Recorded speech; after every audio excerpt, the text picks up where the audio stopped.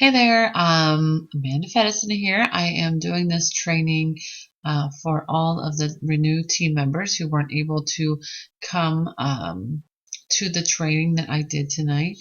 Uh, whether it's because you were busy or because you're not local, I didn't want anyone to miss out. So I wanted to do this little training. And this is exactly what we went over at the actual live training. And then I have a couple crafts that I'll try to make some videos of too. So first of all, I had to welcome. Now I got to figure out how to get. Okay. As you know, I am Amanda Fedison. I have 3 beautiful children. James, my oldest son, who is now 21 years old, and my twins, Jacob and Aubrey, who are now 5. This picture of the 3 of them was actually taken a couple of years ago. This is my husband. His name is Mike. We've been married for 8 years. He is a devoted father and husband and works very hard to provide for us. He is currently a vice principal at the Belmont Area School District. So you probably think her life looks pretty great. And it is. I agree that it is great. I do have a great life, and it's a choice that I make. If you guys were here, I would ask you if you thought that I had a pretty good life. Oops, wrong way. So I just wanted to give you a little bit of background about me. This is mainly about my mother, who drank most days. I knew every phone number by heart in my head of all the local bars in the area, because when I had to get a hold of my mother, of course, I had to call all the bars till I found out which one she was at. Most of the times I would I remember her making some meals, but either made my meals. If I had any at all, I might have crackers or whatever I could find. And I remember so many times calling her and asking her to bring home a candy bar for me. And she would seem a little disgusted, but she would actually always bring home the candy bar, although I was usually sleeping by the time she got home. But it would be there for me for the next morning. So sometimes I would forget my key when I went to school. So when I would get home, I wouldn't have any way to get into the house. So if it was really cold outside, a lot of times I would have to seek shelter from the cold and the wind in a car that we had in the driveway or something, any way I could find shelter, I would do that. So one time I went to the neighbor's house, who was actually our landlord as well, just to get warm. And the next day, the neighbor had called CYS on my mom. So my mother was furious with me that I had gone over there and caused this problem. So after that, I would never again go to seek shelter at anyone's house. I was too afraid to get my mom in trouble. So at the training, I asked, what are your thoughts about my mom right now? Do you think she was a good mother? And the people at the training said, no, she wasn't a good parent. She wasn't a good mother. Okay. So here's some more information about my mom. My father was a very abusive alcoholic. I remember watching him beat my mother. It was not fun.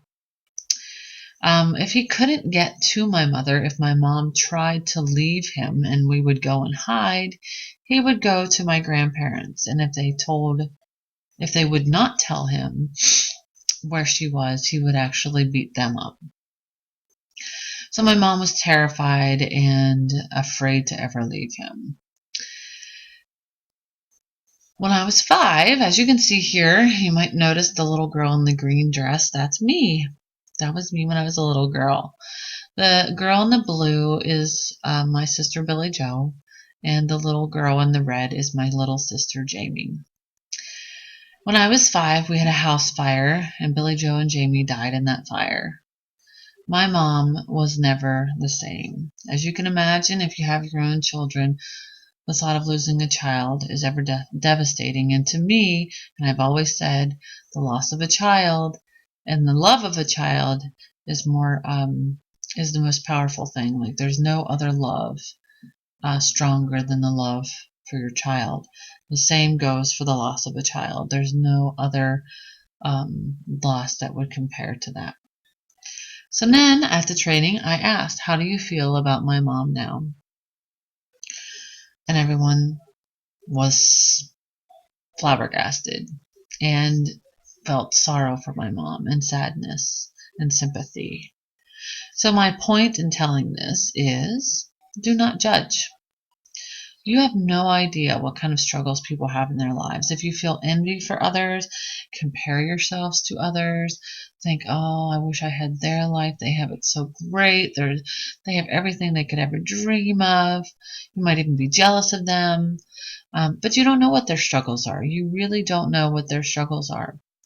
And the other way, if you judge people in a negative way and look down on them, in such a way of maybe looking at someone who is homeless on the street and looking down on them, saying, why don't they clean themselves up? Why don't they, better themselves?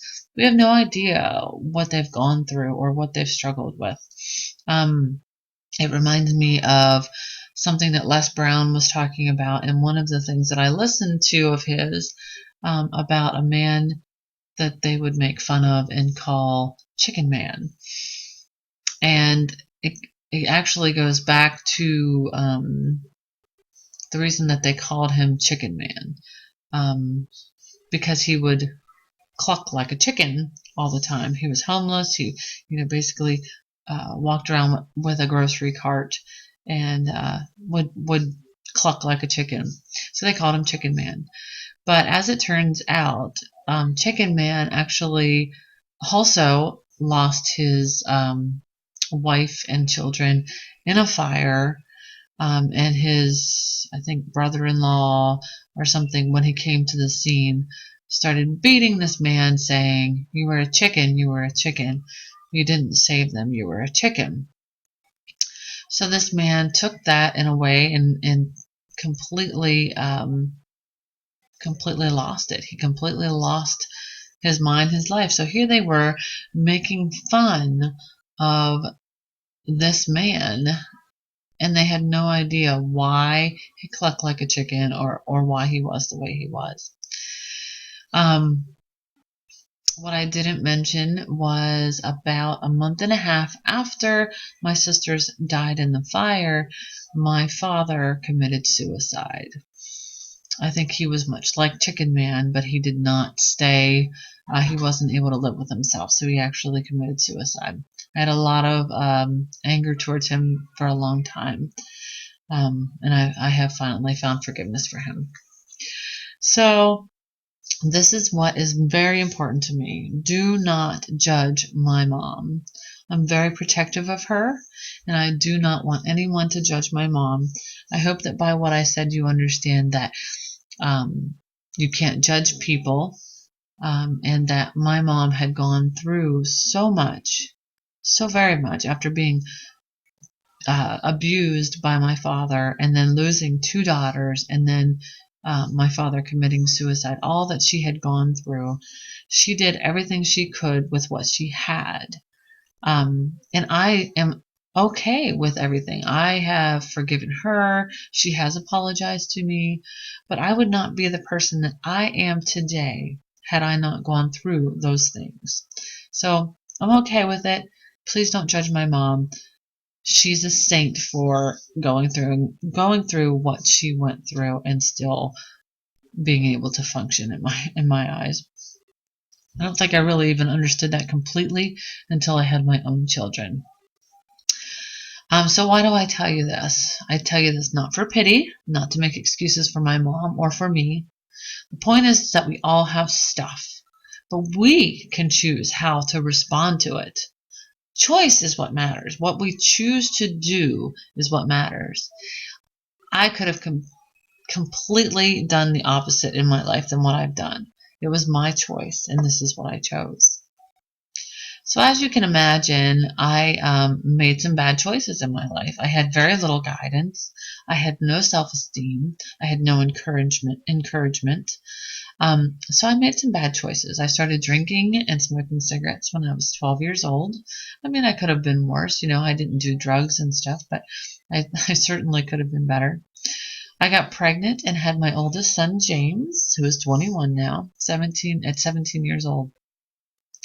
I was an extremely negative person, extremely negative. I thought life was a punishment. I didn't know anything else. All these terrible things had happened. I had no encouragement, no positive role models in my life. I really truly thought that life was a punishment. So my son, my savior, I call him, he changed my life, and he did indeed save me. When I looked into his little eyes after I gave birth to him, I knew that I wanted better for him, and I did not want him to ever let a day go by that he thought that I didn't love him. Much of my life, I didn't think my mom loved me at all. In fact, I thought she hated me. Once I even said, I think that she is mad at me for a living. She told me once that if it wasn't for me, she would have committed suicide. I didn't know whether I should take that as a compliment or as a burden, but based on what she showed me and the lack of attention and encouragement and stuff, I took it more that I was a burden. So I never wanted him to feel that way. I did not ever want him to feel like he wasn't loved. Now, I wasn't perfect. I made lots of mistakes, but I do know that he's never doubted my love for him. So I was married before, and it was not to my oldest son's father. My oldest son's father actually left about 3 months before we were to get married on my birthday. But oh well, he did me a favor. So my first husband was a compulsive liar. He put me in a ton of debt. He actually told me the very first night that we met that he had a son who died in a car accident from a drunk driver. In fact, later I found out that he made that up. It was a complete lie, never happened. Nothing close to that ever happened. So that was pretty devastating. Now you might think that I would regret that marriage, but I don't. Although it wasn't a great marriage, I learned so much. I especially learned that what I didn't want in a male companion. Actually, I remember thinking I want someone who's dependable, who doesn't lie, and is good with money.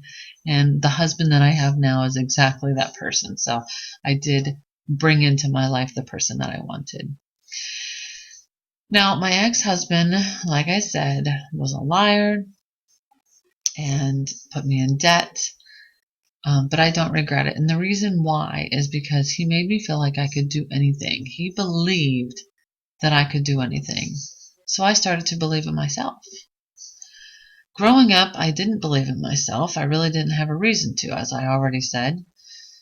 And I didn't have anyone encouraging me or telling me that I was doing great things or that believed in me in any way. But he believed in me. And I believe in you. I wish that was all it took for me to believe in you, but that's not enough. You have to believe in you. Oops. So here is something that I recently, I've been doing a lot of studying of the law of attraction, and I listened to a lot of seminars and a lot of books and all that on the subject. Here's something that made perfect sense to me, so I wanted to share it with you. So you have a glass of Pepsi and a glass of water. The Pepsi is your knowledge, your beliefs, and your negative thoughts, if indeed you have them. The water is what I want to teach you about believing in yourself, positive thoughts, and getting everything you want in life and for your business. You have to be willing to let go of the negative thoughts and feelings of failure and inadequacy, which is that Pepsi. But you don't have any room for the water unless you get rid of all of that stuff, those inadequacies, those feelings of failure. You have to make room for the new information and the new beliefs that I'm going to share with you tonight. The flowing river. It's not easy to change your thoughts. In fact, it takes work. I did this myself, so I know. It was once described to me that your negative thoughts are like a river flowing. And to change it, you have to go against the current. You have to go against that current consciously every day until thinking positively becomes natural. Like I said before, I used to be a very negative person, and I used to think that life was a punishment. The turning point in my life is when my grandmother passed away. I was so devastated and so hurt, and all I wanted to know is what happened to her. So I felt that I was led to a book called Embraced by the Light. This book helped me to realize that life wasn't a punishment. In fact, it was a gift. I also was listening to Joel Osteen, a minister that I watched on television. He had such a positive outlook and helped me to change to be a positive person. I had a hard time going against that current, but I did it every single day. Every time I would think about something negative, I would quickly become aware of it and change that to a positive thought. And I did that every day, as much as I could possibly do and pay attention to, until it became completely natural for me to think positively. And let me tell you, it has changed my life more than I can ever express. So step 1 is gratitude. You must be thankful for what you have right now before you will be blessed with more. I'm not sure what you call it, whether you call it the universe or God or something else. But we have to believe, or we don't have to, but most people believe that there is a greater power. I happen to call that God. I'm not here to tell you what you should believe in. So you can call it whatever you want. But you must be thankful for these things. Tell your source every single day what you're thankful for. Before you can be blessed with more, you have to be content and happy and thankful for what you have right now. How do you do that? You thank out loud. You can thank in your head. Gratitude rock. If you've ever listened to The Secret, they talk about a gratitude rock. And basically what it is a rock. It can be any kind of rock. I happen to have given my team, as you know, a glass rock that I had put in I am thankful for, or I am thankful, or today I am thankful. Excuse me. And make sure you thank often. But the gratitude rock basically is to remind you to be thankful. You do not want to compare yourself to others, because that only shows your source that you're not grateful for what you have now. If you are comparing yourself to others and being envious of what they have, that is simply telling your source that I want what they have and what I have is not good enough.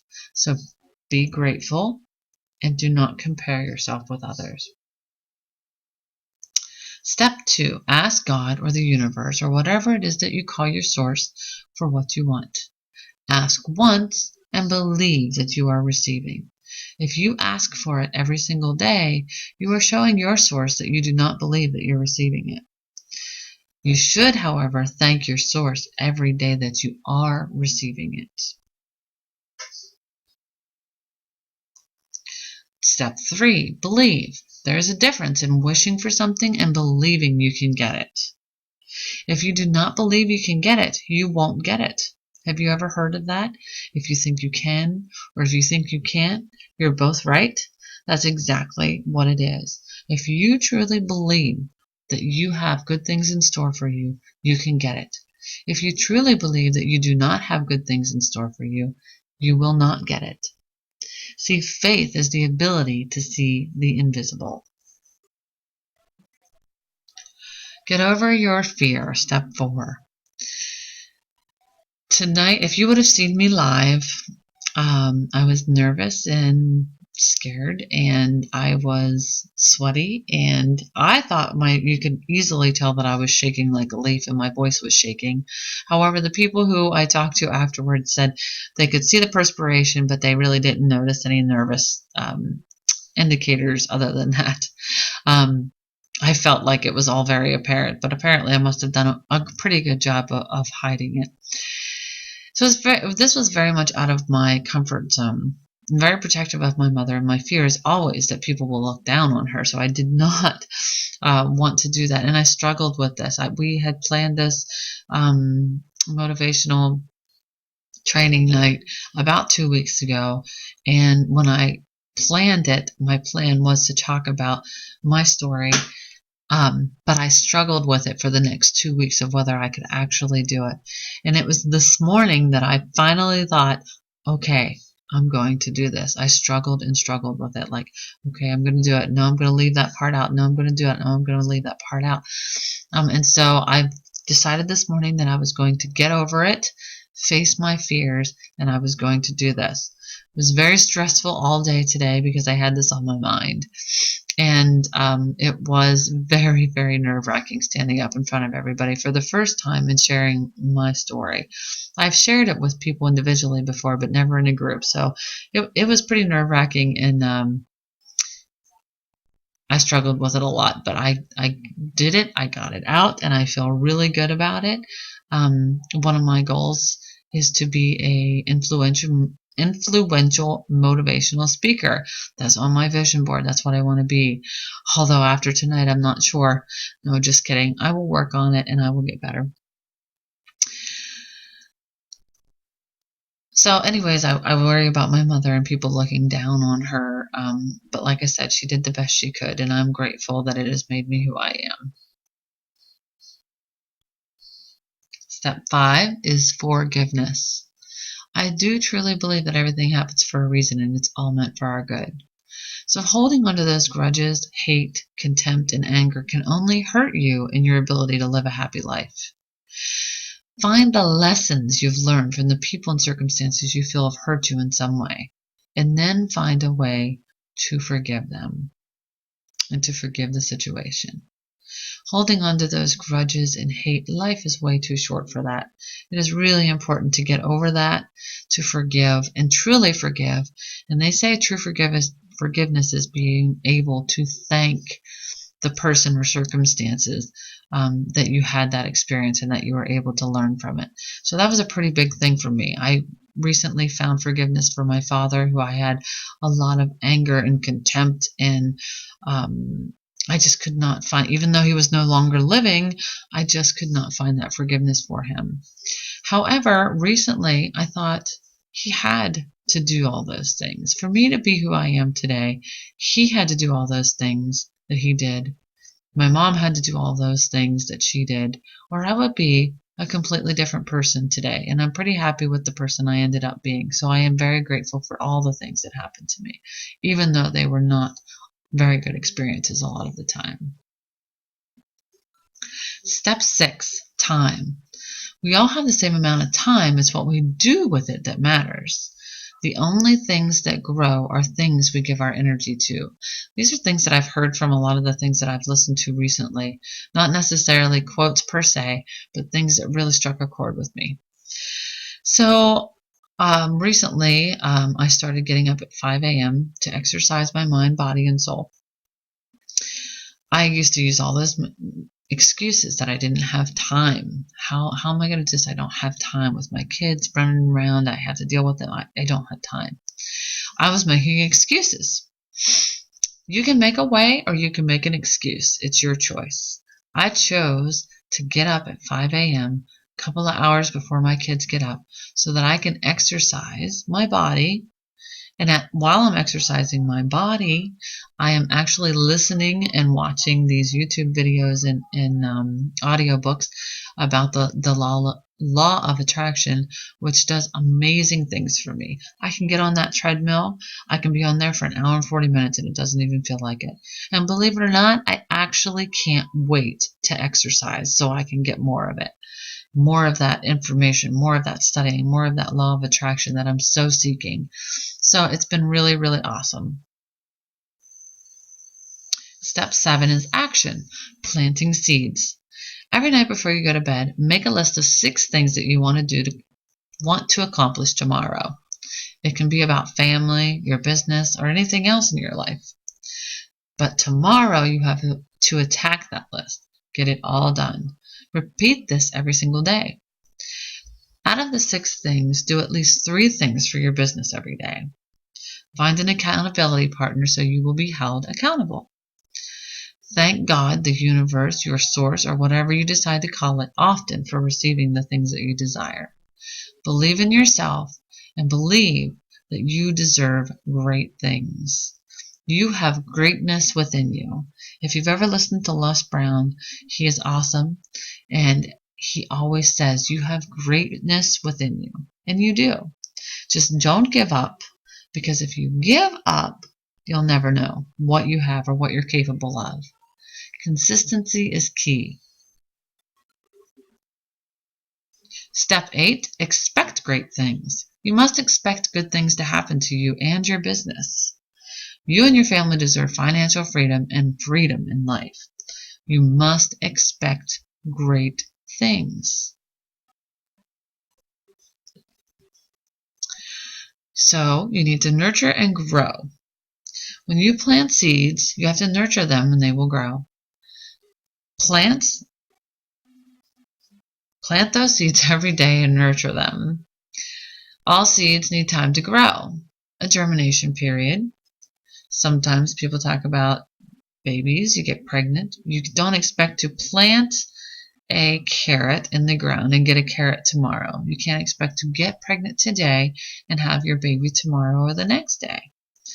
You might not see them sprouting, but if you have faith, before long you'll have a whole field of sprouts popping up all over the place. So if you plant your seeds every single day, think of all the seeds that are going to sprout when their time is ready. Plant those seeds every day. At least three things that you do every day. And before long, you're going to be so busy, you're not even going to know what to do with yourself. So anyways, this is what I talked about in the training, and I hope that you enjoyed it. And I would love to hear your questions if you have any. And I will be getting out the crafts and an explanation of how to do the crafts that I talked about tonight too. But I hope that you enjoyed this. I'd love to hear your feedback. Thanks.